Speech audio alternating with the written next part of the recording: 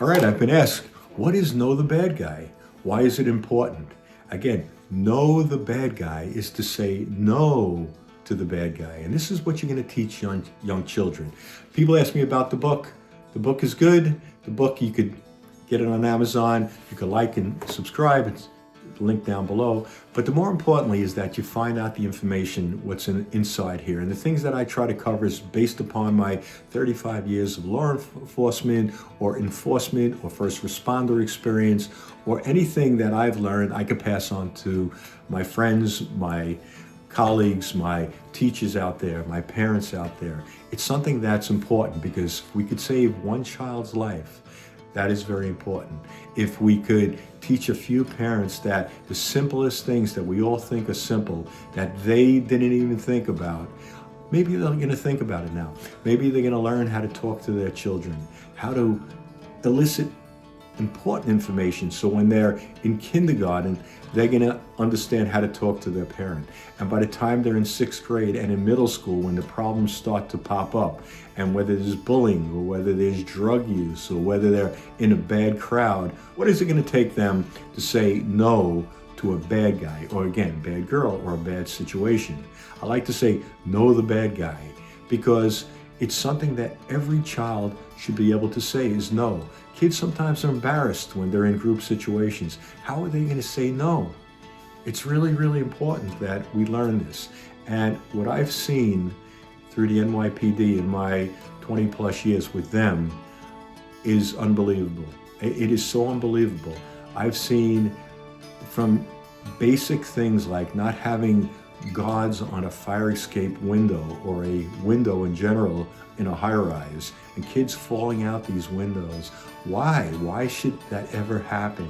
It just doesn't make sense when you think how simple it is to make sure you have gates on a window, or more in suburban settings, or any setting where you have a large set of stairs. Why don't you have gates on top of the stairs? These are really simple things that we just take for granted. Or not having locks on a cabinet. Why aren't there locks on a cabinet? Why don't you have things to protect your own kids? Or if a child is a little older and they come home from school and all of a sudden they have access to a house and they've seen problems outside, they get home to a safe environment, but inside the house, maybe it's not as safe as it should be. So these are things that are very, very important. And some of the scenarios that I'd like to talk about, and one is simple as you can't have your child exposed to any sort of alcohol in the house, any sort of weapon in the house. So when they do see these things, whether they're in a stranger's house, on the street, or wherever they might be able to say, hey, no the bad guy. It's not a good situation. And I always tell stories about things that I even taught my own kids how to say no. How to say no when they're in the school ground and kids are running around and a stranger comes up to them. How is the stranger there? Why is the stranger there? It's not a good situation. As nice as the stranger is, they don't belong, and if they're going to talk to our children have to be able to say no the bad guy, and walk away, tell the teacher that there's a stranger in the schoolyard.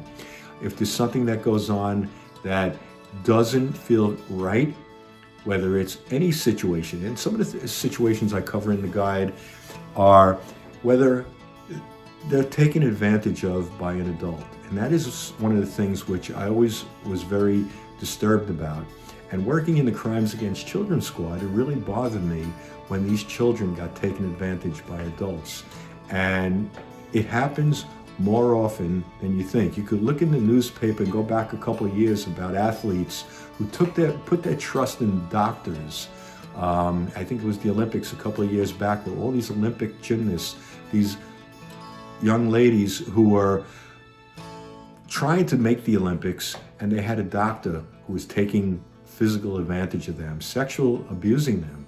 So these things have to stop, and it stops at a young age when a young woman could say no to the bad guy. And she's got to be able to explain it, that when something happens, she could say, hey, we said no, I'm going to an adult, I know how to explain it. And it started at a young age where I was able to talk to my parent, my teacher, some sort of educator. So it's important that we get this information out there, and it's really important. So in the future upcoming talks I'm going to have some very important people come in. I'll have teachers, I'll have social workers, I'll have people come in who I'd like to share their experiences, because my experiences, some of them through the NYPD, some of them working in the universities about Title IX, some of them were pretty horrific, and some of them I'd like to share, and some of them I would like to let others know about, where they can make sure nothing like that happens to their child. So I'd like to say, know the bad guy, and we'll see you on the next video.